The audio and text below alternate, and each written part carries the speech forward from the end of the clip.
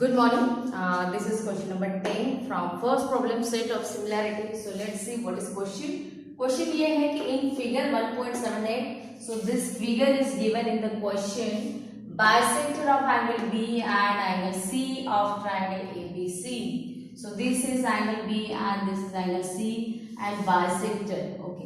So this BX is a bisector of angle B and this CX is a bisector of angle C. तो यहाँ पे जो है उन्होंने क्वेश्चन में ही आपको यहाँ पे आइडेंटिकल मार्क दिया है दैट दिस 0 0 वाला सिंबल, यानी ये जो एंगल B है ये बाइसेक्ट हो रहा है एंड C के लिए क्रॉस यहाँ पे दिया है, यानी angle C is also bisect.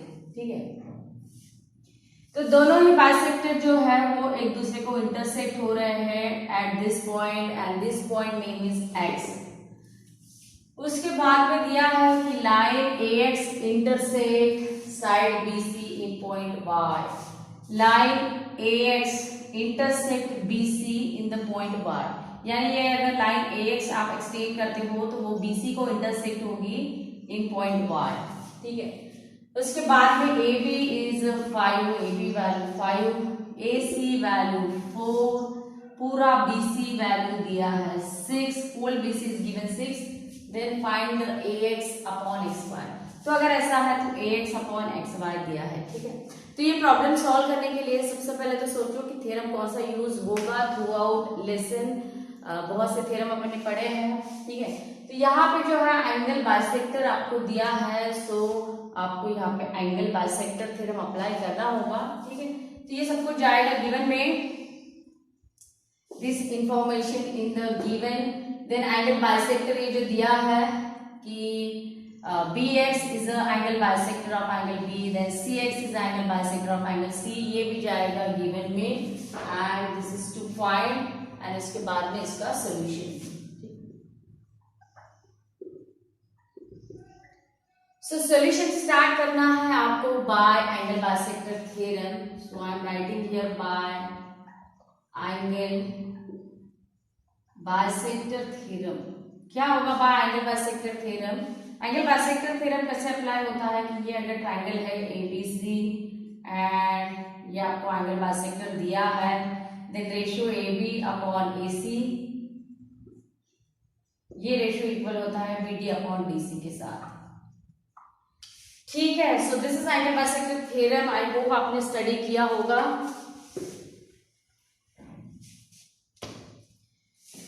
So ratio AB upon AC is equal to ratio, यहाँ पे क्या होगा, सॉरी सबसे पहले तो नेम ऑफ ट्रायंगल लिखो आप बाय एंगल बाइसेक्टर थ्योरम. मगर कौन से ट्रायंगल के लिए? तो जो एंगल बाइसेक्टर दिया है वो दिया है फॉर ट्रायंगल ABY. ठीक है, तो ये ट्रायंगल के लिए जो है एंगल बाइसेक्टर थ्योरम आपको अप्लाई करना है in triangle ABY bye angle bisector theorem. तो एंगल बाइसेक्टर थ्योरम आपने पहले सीखा है. ठीक है, सो कैसे अप्लाई होगा यहाँ पे कि रेशियो AB अपॉन BY, क्योंकि ये एंगल बाइसेक्टर है. ठीक है, ratio AB upon BY is equal to ratio AX upon XY. ठीक है, सो आप इसको इक्वेशन 1 दो एंड सिमिलरली सेकेंड ट्रायंगल के लिए, तो सेकेंड ट्रायंगल का नाम बनेगा इन ट्रायंगल ACY. इसके लिए एंगल बाइसेक्टर दिया है CX, तो इसमें कैसे अप्लाई होगा AC upon CY. AC upon CY is equal to again AX upon XY, क्योंकि ये एंगल बाइसेक्टर जो है यहाँ पे इंटरसेक्ट हो रहा है. AX upon XY, this is equation number 2. ठीक है, सो फ्रॉम इक्वेशन 1 एंड 2 आप अगर ऑब्जर्व करते हो तो दोनों इक्वेशन का एक साइड तो सेम है, AX upon XY, AX upon XY. ठीक है, सो फ्रॉम इक्वेशन 1 एंड 2 बनेगा, जो कॉमन साइड है उसको छोड़ो, यानी आएगा यहाँ पे कि ratio AB upon BY is equal to ratio AC upon CY. ठीक है, तो यहां से करना है आपको वैल्यू पुट, तो इसके बाद में आप वैल्यू पुट करो. सो AB वैल्यू तो आपको दिया है 5. ठीक है, BY वैल्यू नहीं दिया है मगर उन्होंने दिया है पूरा BC. ठीक है, तो आप क्या करते हो कि BC पूरा 6 दिया है तो आप B Y and Y C में से कोई भी एक सेगमेंट आप कंसिडर करो। सपोज आपने वाई सी कंसिडर किया है एक्स, तो बी वाई क्या बनेगा, बी वाई बनेगा ये पूरी 6 में से, ये पूरी बीसी में से जो है ये वाई सी आपको माइनस करना होगा, ठीक है। यानी ये बी वाई बनेगा 6 माइनस एक्स।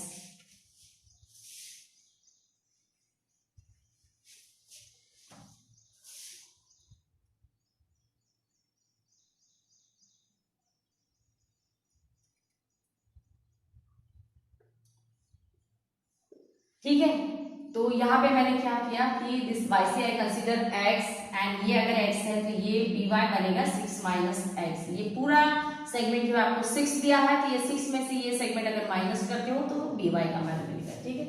अभी जो है वैल्यू पुट करो आप। So A B value is given 5, so 5 dividing by B Y जो मिला है इन टर्म्स ऑफ एक्स वो मिला है 6 minus X is equal to A C value दिया है 4 and dividing by C Y, तो सी वाई जो है अपन ने कंसिडर किया है एक्स एंड ये इक्वेशन जो है आपको सिंप्लीफाई करना है।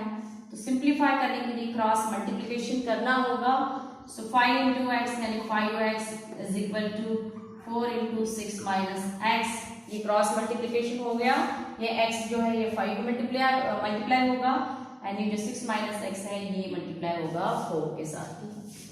So simplify 5x is equal to 6 into 4 is 24 minus 4x, ठीक है। एंड कंप्लीट कैलकुलेशन अगर ये मैं 4x शिफ्ट करूँ यहाँ पे तो ये आएगा 5x plus 4x is equal to 24। सो ये बनेगा 9x is equal to 24। तो x value I got 24 dividing by 9, ठीक है। तो डायरेक्टली तो डिवाइड नहीं होता है 24 बाय द 9, ठीक है। सो रिड्यूस इट, तो दोनों नंबर ही जो है वो 3 से डिवाइड होते हैं। 8 3 जा 24 यानी यहाँ पे आएगा 8 एंड 3 3 जा 9 यानी यहाँ पे आएगा 3। सो x वैल्यू मिल रहा है 8 by 3 and x find out जैसे ही आप करते हो तो क्वेश्चन ये है कि फाइंड ax अपॉन xy, ठीक है। तो ax अपॉन xy का वैल्यू जो है वो क्या है कि ax upon xy it is equal to ab upon by या ax upon xy it is equal to ac upon cy, ठीक है। So I am now finding out ax upon xy is equal to ax upon xy is equal to ab upon by, ठीक है। So therefore ax upon xy is equal to ab value अपने पास है, ab है 5 and by value जो है वो है 6 minus x, ठीक है। तो x वैल्यू कितना है 24 बाय नॉट 24, रिड्यूस फॉर्म है इसका 8 बाय 3। बस आप ये कैलकुलेशन कंप्लीट करो।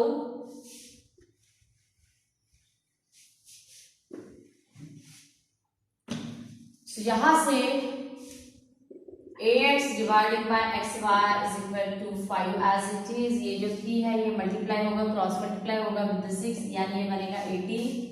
सो 18 माइनस 8 एंड कॉमन डिनोमिनेटर बन जाएगा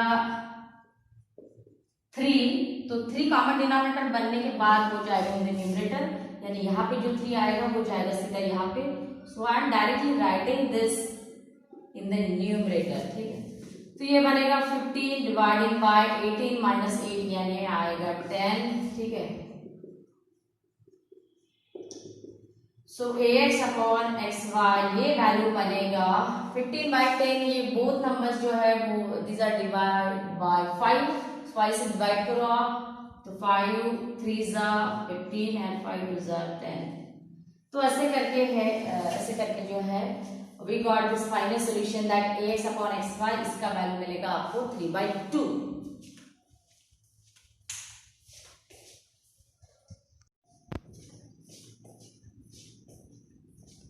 this is question number 11 and question 11 है कि quadrilateral ABCD, in quadrilateral ABCD segment AD is parallel to the segment BC। उसके बाद में दिया है कि diagonal AC and diagonal BD intersect each other। This is diagonal AC and this is diagonal BD intersect each other in the point P। दोनों ही जो है intersect हो रही है in the point P। They show that, अगर ऐसा है तो ये जो रेशो है ये आपको इक्वल प्रूव करना है, ठीक है। तो गिवन में इसका आएगा, गिवन आएगा in quadrilateral ABCD segment AD is parallel to the segment BC, ये आ जाएगा गिवन में। एंड अगर आपको लिखना है तो diagonal AC and BD intersect each other at the point P, also you can write this in the given, ठीक है। एंड टू शो में आएगा this ratio, to show that, ठीक है। उसके बाद में इसका प्रूफ, तो ये प्रूव करना ऐसे है कि जैसे कि आपको ये प्रूव करना है कि ratio AP upon PD and PC upon PP, ठीक है। तो ट्रायंगल यहाँ पे बन रहा है ट्रायंगल एपीडी एंड दूसरा ट्रायंगल बन रहा है सीपीबी, ठीक है। तो ये दोनों ट्रायंगल जो आपको सिमिलर प्रूव करना है, सिमिलर प्रूव करके जो है इसकी करस्पॉन्डिंग साइड प्रपोर्शन में लेना है। तो यहाँ पे आपको दिया है कि AD is parallel to BC and if two lines are parallel then their alternate angles are equal, ठीक है। तो ये एंगल जो है ये एंगल के साथ इक्वल बन जाएगा एंड दूसरा these are vertically opposite angles, ठीक है। तो एंगल टेस्ट में जो है दो ही एंगल इक्वल प्रूव करना पड़ता है to show the triangle similar, ठीक है। तो इसमें भी अपना काम हो जाएगा कि एंगल टेस्ट से ट्रायंगल्स आर सिमिलर एंड बाद में CSST से जो है जो भी अपने को प्रूव करना है वो प्रूव हो जाएगा, ठीक है। So I am starting in triangle, first write the name of triangle, so in triangle APD and in triangle, अगर ये आप A से स्टार्ट करते हो तो इसको स्टार्ट करना है C से, क्योंकि A का इक्वल एंगल है C, these are alternate angle, या D का इक्वल एंगल है B, these are also alternate angle. देखो अल्टरनेट एंगल यानी होता है सीधा Z या उल्टा Z, कोई भी Z बने मगर Z बनना जरूरी है, ओके। सो अगर ये ट्रायंगल का नाम मैंने लिया APD, तो दूसरे ट्रायंगल का नाम स्टार्ट करना है आपको C से, या अगर ये ट्रायंगल का नाम आपने लिया DPA तो ये बन जाएगा BPC, ठीक है। तो ये ध्यान में रखना है सिमिलैरिटी में, ठीक है। सो APD एंड दूसरा आएगा CPD। कॉन्ग्रेंट पार्ट लिखना है, वैसे तो तीन एंगल कॉन्ग्रेंट है मगर तीनों की जरूरत नहीं है, दो ही अपने को चाहिए है, ठीक है। First I am writing here angle ADP is congruent to angle, अगर ये आप A से स्टार्ट करते हो तो इसको जो है C से स्टार्ट करना है, angle CBP, this angle equal to this, and what is reason, these are alternate angle, क्योंकि अपने को पैरेलल गिवन है,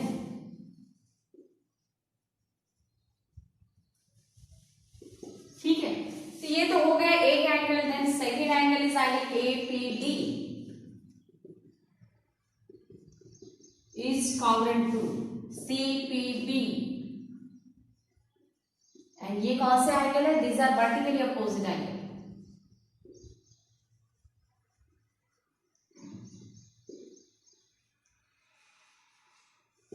ठीक है। सो ये हो गया कि triangle APD is similar not congruent to the triangle CPB by angle test of similarity, ठीक है। and if the triangles are similar then their corresponding sides are in proportion, तो जो भी आपको प्रूव करना है वही हिसाब से लो AP, सो AP अपॉन आएगा CP इज इक्वल टू दूसरा साइड आपको होना है PD, तो PD अपॉन PB, तो PB नहीं दिया है यहाँ पे यूज किया है BP, so I am writing here BP and इसका रीजन आता है corresponding sides of similar triangle CSST, corresponding sides of similar triangle, ठीक है। तो मगर शो करना जो है उसमें ये दोनों वैल्यू आप देखो, यहाँ पे होना है PD और यहाँ पे होना है PC, इसको मैं PC कर देती हूँ, ठीक है। सो क्या करना है आपको कि नेक्स्ट स्टेप में AP upon I am writing, we can interchange this value, alter this value, ठीक है। तो ये जो PD है वो PC की जगह पे आएगा, PC जाएगा PD की जगह पे। तो मैंने क्या किया कि एक स्टेप किया है कि मैंने ये दोनों वैल्यू को अल्टर कर दिया या इंटरचेंज कर दिया, एक्सचेंज कर दिया, जो भी बोलना है वो बोलो आप। तो ये प्रॉपर्टी आपने 9th स्टैंडर्ड में अलजेब्रा में पढ़ा है, कंपोनेंडो, डिविडेंडो, अल्टरनेंडो, ठीक है। तो इसका नाम है alternendo,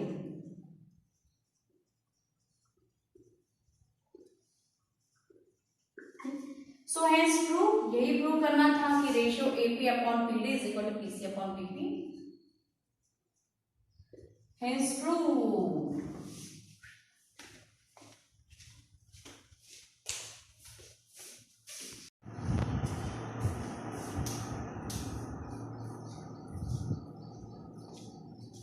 This is question number 12 and this question is activity based question.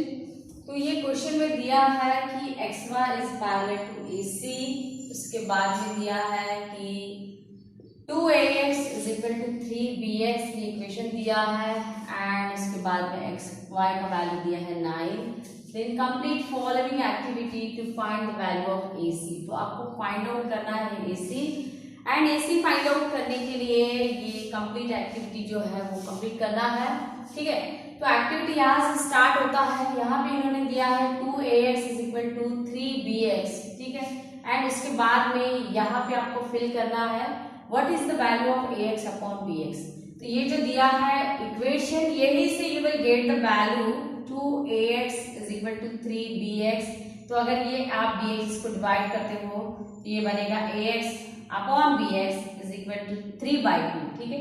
BX से यहाँ पे डिवाइड होगा एंड ये जो 2 है ये यहाँ पे डिवाइड होगा, ठीक है, यानी ये वैल्यू बनेगा 3/2 एंड एक छोटा सा कैलकुलेशन यहाँ से करके you will get this value, ठीक है। तो ये पहला स्टेप हो गया, ये फिल हो गया। उसके बाद में सेकेंड इन्होंने दिया है AX, यही से AX plus BX divided by BX, ठीक है। तो ये कौन सा प्रॉपर्टी है कि if two values are equal, A upon B is equal to C upon D, then A plus B divided by B is equal to C plus D divided by D। ये कौन सा property है? ये है component property जो आपने 9th standard में algebra में पढ़ा है, ठीक है। तो AX plus BX upon BX, तो ये तो पूरा दिया है उन्होंने LHS साइड का कैलकुलेशन। सिमिलरली आपको परफॉर्म करना है RHS साइड में। तो RHS साइड क्या है 3/2, तो 3/2 के लिए क्या होगा ये 3 + 2 डिवाइडेड बाय 2, ठीक है। इसके बाद में AX प्लस BX, तो आप यहां से देखो AX प्लस BX ये एडिशन बनता है AB, तो यहाँ पे आया AB डिवाइडिंग बाय BX। जो भी करना है आपको समझ के करना है, ऐसे नहीं कि लर्न कर लिया आंसर एंड लिख लिया, वैसे नहीं करना है, समझ के करना है। तो यहाँ पे क्या होगा 3 + 2 बनेगा 5 एंड डिवाइडिंग बाय 2, ठीक है। तो ये भी हो गया कंप्लीट। उसके बाद में उन्होंने दिया है कि triangle BCA similar with the triangle BYX। तो एक बार फिगर में आप देख लो, this is triangle BCA and दूसरा ट्रायंगल दिया है BYC